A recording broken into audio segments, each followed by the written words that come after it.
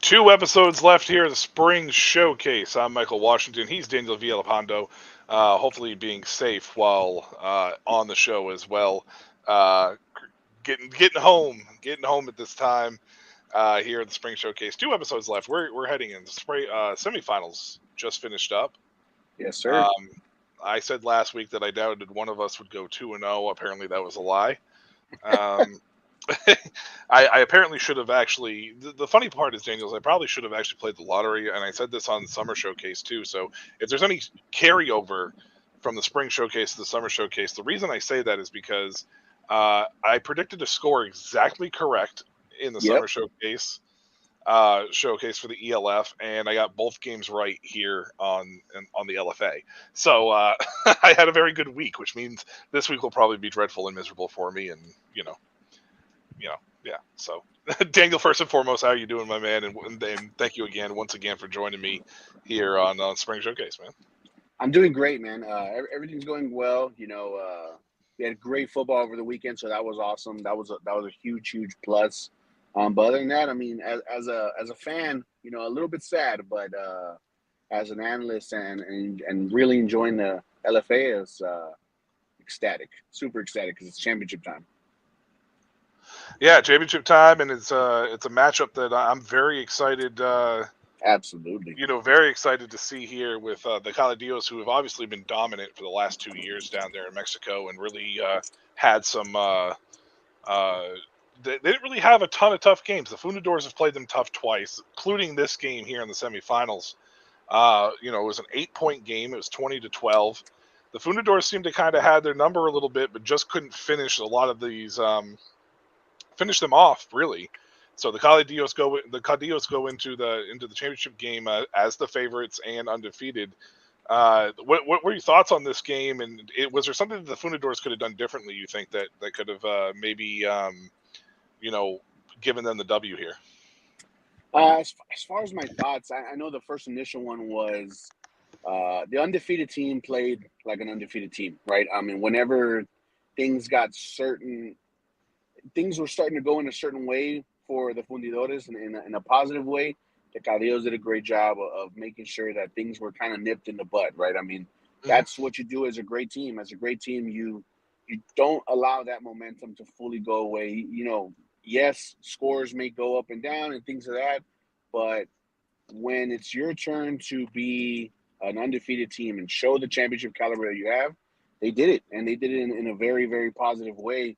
And obviously, they got the result of it. And that's kind of been their story consistently throughout the year. I mean, whenever you feel a team has something going, they do a great job of snatching it away.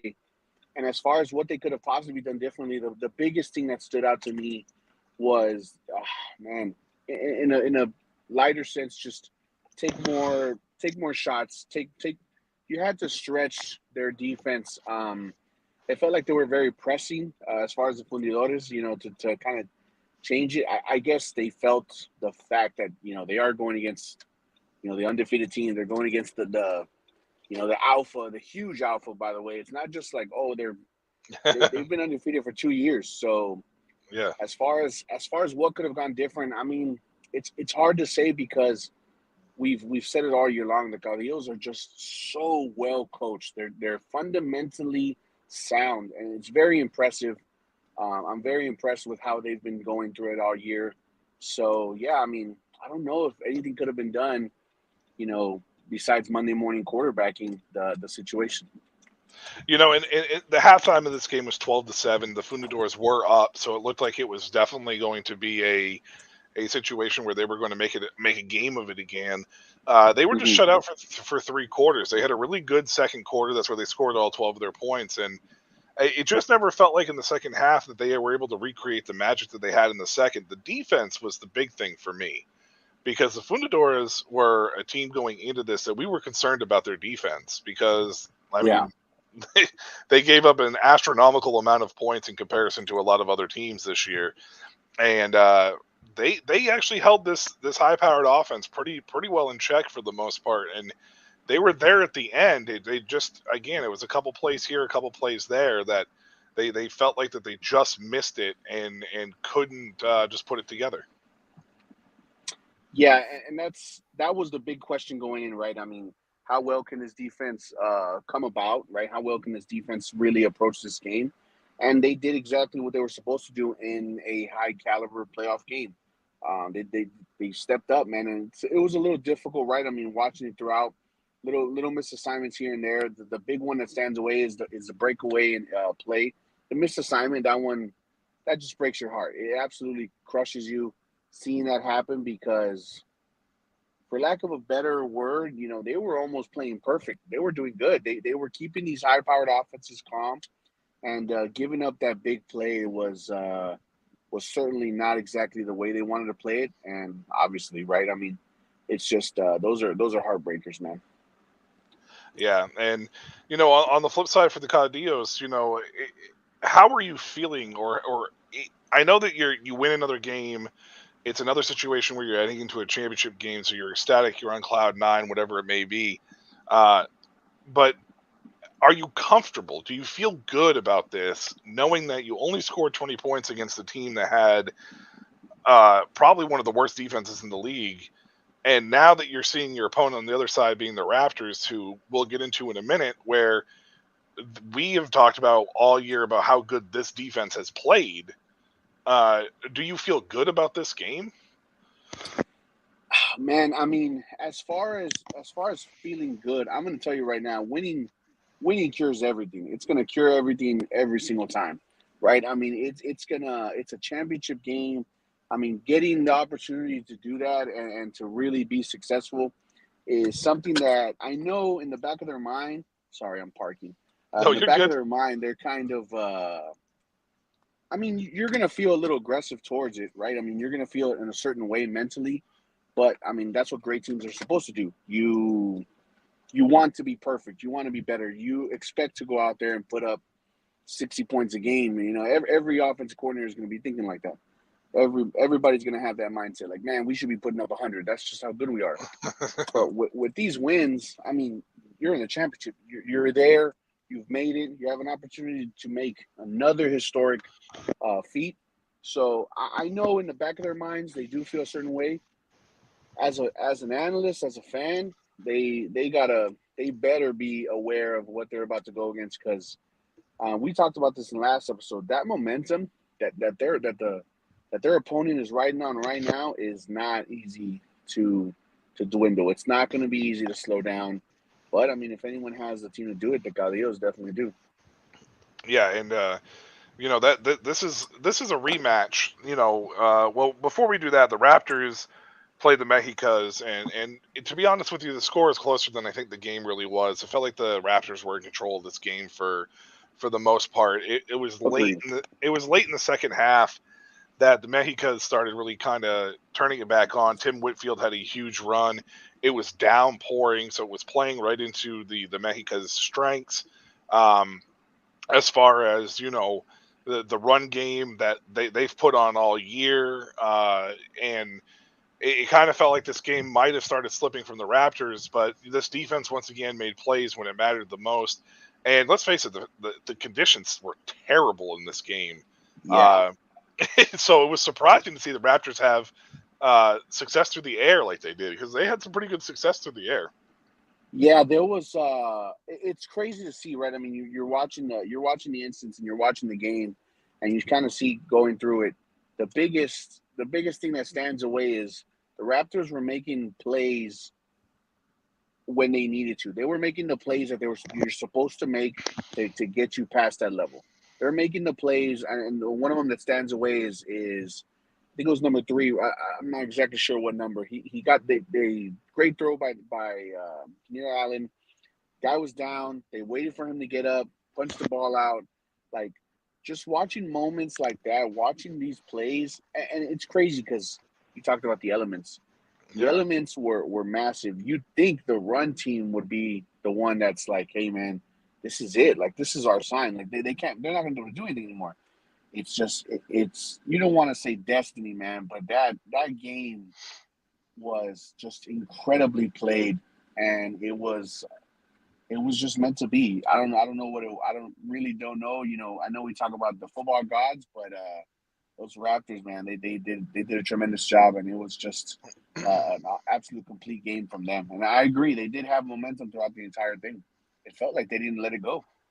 Yeah, well, I mean, and they were in control for most of the game. I mean, halftime it was looking like it was going to be a blowout. It was 17-3. The Mexicas Yeah, just were looking like they were struggling. The Raptors scored 7 in the third, but the fourth quarter was lopsided. It was the Mexicas quarters, and that was with the heaviest downpour and the heaviest rain.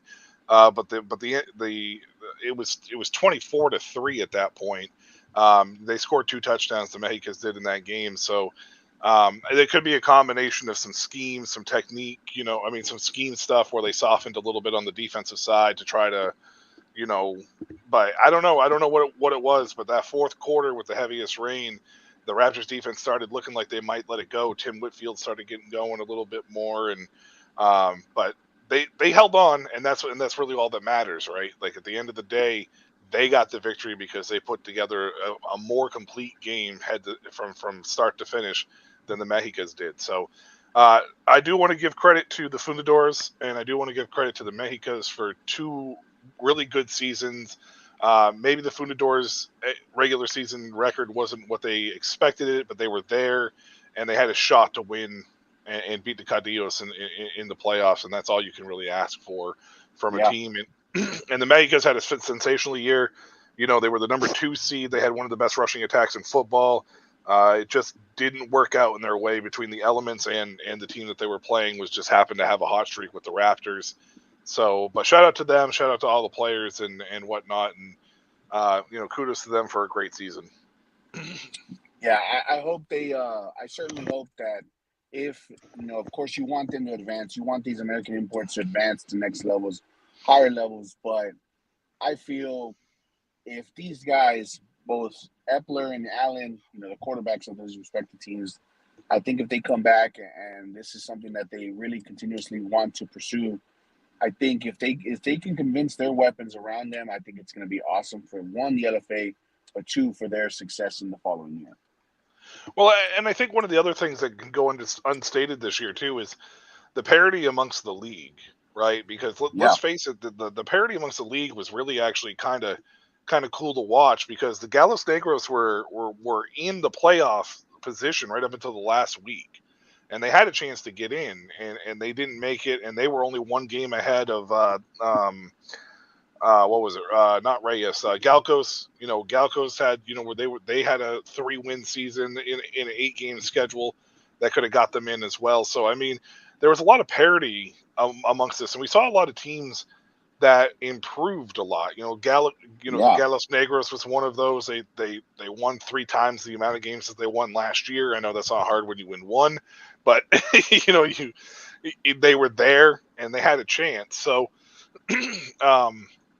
Anytime that you can see that and you have some kind of success, you hope that players return, you hope there's some stability, and you hope that there's an opportunity and chance that this league continues to grow and continues to level out and be competitive, right? Like that's ultimately at the end of the day what we want for this league. So yeah, that's the goal. I mean, I know down here in Texas, there's a lot of talk of how much they really enjoy the LFA. So I really do hope that we do get some extra stars in there, right? I mean, some different faces in there, but I do hope that the main core of superstars that are the American imports, I really do hope that they continue on, unless they get a better call, higher call.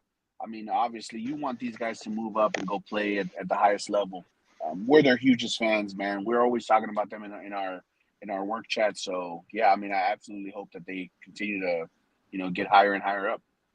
You talk about that with the American imports. I do want to give it. I do want to give one more shout out before we take a quick break here. I do want to give a shout out to national quarterback for the Raptors, Lopez Guerrero. Like, let's be honest, this was a situation where in these leagues, an American import quarterback is almost a shoe-in every single time. And yeah, here we are talking about a team that's led by a national quarterback being in the championship game with a chance to not only pull off the biggest upset, but also lead a franchise to its first championship win.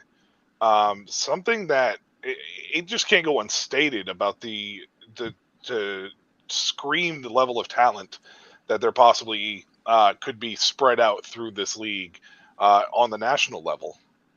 Yeah, and I'll tell you what, as a Mexican myself, right, as a Mexican American athlete, it's always understated as far as in the LFA, right? I mean, it's a big thing. We understand, there's American imports, there's the Mexican athletes, but for a national led quarterback to make it in there, man, and the way he looks, the way he plays, it's crazy. I love watching him, man. He's the little, it reminds me of a smaller, hefty lefty, but the kid, he's just a baller, man. He's a baller, and I really appreciate you, pointing that out. That it's huge. Trust me, it's huge. The Mexican nationals are definitely talking about it's great to see, and I agree, man. If he can have an opportunity, which he has the opportunity, but if he can somehow pull the Raptors' first win in program history, national championship, I think it'll be amazing. So, it's going to be fun to watch, and it's going to be fun to see how the fans rally behind him. Yeah, and that's what we're going to be looking forward to here. We'll be right back on the other half of this break to bring you the predictions and preview of the championship game. Holiday! What carol are you going to sing? Need a break from the holidays? Get last-minute game tickets at StubHub.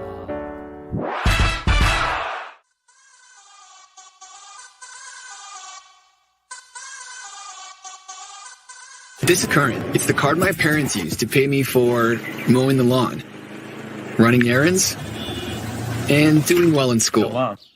This is the card I used when we got the idea to make our own clothes. And we spread the word, drove downtown, and sold everything we made. This is the card I used to do the things that really matter. This is Current. Visit current.com and download the app for free today.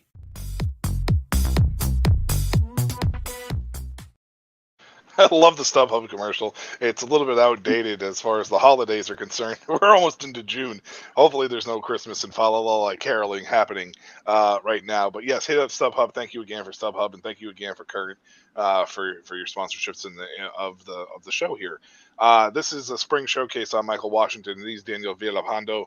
We're here with talking about LFA action again here on the Shady Sports Network, and we are heading into championship. I don't want to say week because it's next week, but championship week, I guess, or weeks. June 8th. June 8th is the big one. This is what the whole season has come down to. It's going to be the Cadios against the Raptors. I can pretty much guarantee that if you would ask any LFA fan prior to the season who the two teams would be in the final, everybody would have gotten it wrong. Yeah. Absolutely. They probably would have got one out of the two, but they definitely wouldn't have gotten both unless they were actually Raptor fans. Yeah, that is for sure. I know the Caudillos going into this game, going into the sorry, some of my athletes are passing by. Going into this championship was crazy. Just the fact that we went from possibly having a 3-win team in the playoffs and how crazy it went. I mean, I'm pretty sure everyone's predictions went out the window. Yeah, I know. I can tell you right now that I did not expect the Raptors to be anywhere near the championship game from my predictions from the preseason. I would have sworn it would have been the Caladios and the Fundadores in this championship game, and I actually probably would have had Reyes as a dark horse. So that tells you everything about how things can change, year to year for sure. So, with that being said, seeing what we've seen over the course of the last 8 to 10 games for both these teams, or 8 to 9 games for both these teams, what can we expect from this game, and how can the Raptors either pull off the biggest upset, or how can the Caladios not fall into this trap? Man, for me, the Raptors' biggest thing is going to have to be, you're going against the team that has a perfect record. You're going to have to play perfect football. You're going to have to take an opportunity of every single mistake that is made. You have to produce. You have to produce something positive every single time. Things are going to go wrong. That's fine. There's going to be negative plays. There's going to be all that stuff. But if they believe that they're there for the reason that they're supposed to be there, they have an opportunity. The way they've been playing ball is they're not scared and they're not worried about anything going on. They're playing their style of football. They're taking advantage of every single opportunity that's given. And that's the biggest thing. If you believe you're supposed to be there, you're gonna be there. You're gonna show up. And for on the flip side, right, you have the undefeated team, the Caldeos. Your job is to finish the job. That's your whole mantra. Finish what we already knew we were supposed to do. Finish. Their whole mindset is we're supposed to be here. We're supposed to be here. There's nothing doubt about it. So finish the job. That's their mantra. That's what they're supposed to do. And if they can do that, they're going to go into this game with the right mindset, the same way they've been doing it the whole way. The same way. It's just another game for them. It's just going to be another absolute game. They just got to finish the journey. So they just got to make sure that their mindset's right, both teams on both sides, and I think that they're going to have great opportunities. To me, this game is going to come down to whether or not the Raptors defense can really just kind of contain Jeremy Johnson, right? Like, at the end of the day, Jeremy Johnson's been a little bit of an X factor. On May 4th, which is Star Wars Day, by the way, the Raptors lost this game to the Caldeos 28-13, and it wasn't for a lack of really, showing that they're good defensively. The offense just never really got going in this game, and it was 15-7 at the half, so they were within range of making it. It was just the second half adjustments of that sort. So the Raptors the Raptors need to learn from that, right? They weren't able to make the in-game adjustments the way that they should have. Maybe there's a possibility now that they can take a look at that game and take a look at what they've done since then and kind of make those adjustments now before the game and hopefully be able to put together the complete 4 quarters, right? Because let's face it, that's ultimately all the Raptors really need is to have a complete game, and they're going to be in any of one of these games no matter what. Yeah, and I agree, right? I mean, and it's going to be, and I'm huge against, like, it's not a quarterback versus a quarterback. And I know there's always those talks like, hey, Tom Brady's so-and-so record against this quarterback. At the end of the day, it's going to be the quarterback versus their defense, Jeremy Johnson versus the Raptors defense, right? And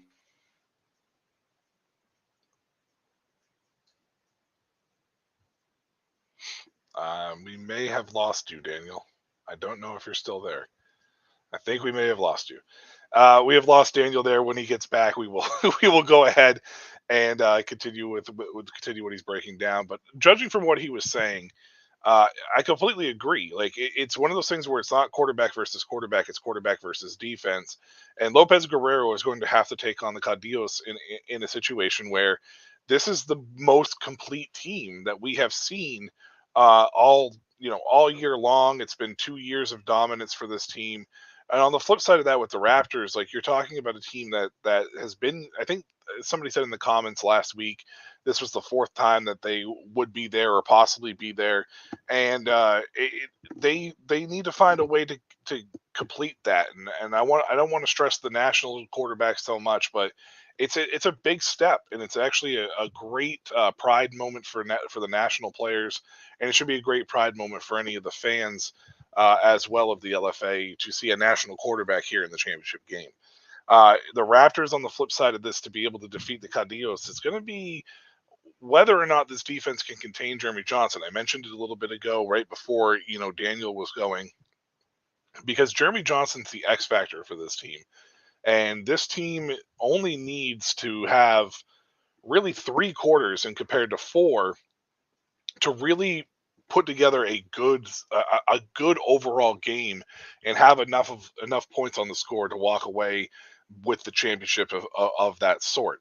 I don't know what Daniel's prediction would have been for this game. I know that his preview was cut short, and hopefully we'll get him back here before long.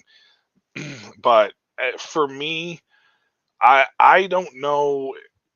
I don't know, man. This is hard because I'm going to be cheering for the Raptors, but I don't want my bias to come in. It's not because I'm not a Cadillos fan by any means. I like watching this team, and I think they're a well-oiled machine.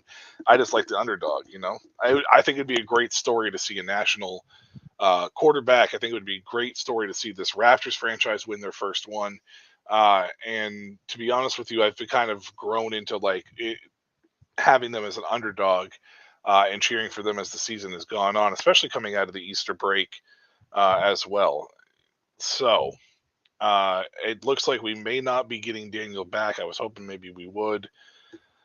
Since we're not going to get him back, I'm going to go ahead and give my prediction and wrap this up tonight. We will not have a show next week for all the fans out there with the LFA. Spring Showcase will be taking the week off because obviously the championship game is not until June 8th. We will be back the following week, the following Wednesday after the championship game for all you fans out there and all you viewers that have, continuously supported us and continuously tuned into the shows, which we really, really gratefully appreciate, especially here. Me and Daniel, we can attest to that, but also the Shady Sports Network. We love your support. We appreciate your support. And, anytime you could spread the word that this is what we're doing, spread it to friends, family, whatever it may be, people that that watch these leagues. It's all about the awareness. It's all about the players. And with that being said, coming out of the championship game on June 8th, the following Wednesday, we will be having Reyes linebacker Damian Williams. He will be here to kind of break down a little bit of the game with us and talk a little bit about what his future is going to be now that the LFA season has winded down, see what's on the docket for him. So tune in for that if you're a fan of really good linebackers and really solid player breakdowns and all that stuff. Damian Williams is a smart individual, and he'll give his best analysis for the championship game. With that said, I think this game is going to be close.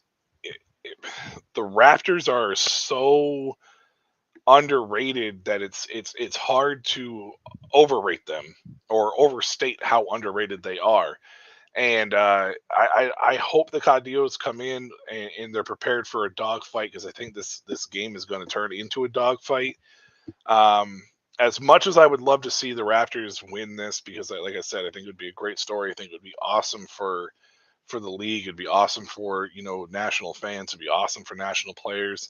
I'm going to say the Cadillos continue their dominance. They go into the second straight championship with a victory, and I'm going to say they're going to beat the Raptors 33-30. I think this is going to be it might be a little high scoring, but I think it's very possible that we see some offensive fireworks from both teams, and I think the defenses may struggle a little bit. May struggle a little bit down the stretch, and I think the second half is going to open up for it. And I'm rooting for the Raptors. Give me your thoughts. Give me your predictions at any given point in time. We'll talk about it on the breakdown, and we'll talk about anything along those lines, if you'd like. I'm Michael Washington for Dingo Villalpando, who obviously had some technical difficulties and was not able to return to the end of the show. And for the Shady Sports Network, again, thank you, Sam, for the shout out. Thank you for the platform. Thank you for the intro is what I meant to say, not the shout out, but shout out to you for using us, letting us use the platform to bring LFA action to anybody else. Until in 2 weeks, the last show, season 1 wraps up. We will be back for season 2. which is always fantastic and awesome to hear as well. Daniel will be returning with me, hopefully not technical difficulties a year later, but yeah, one episode left, guys. Championship games June 8th. Make sure you tune into that. And that's going to do it for me. Have a good night.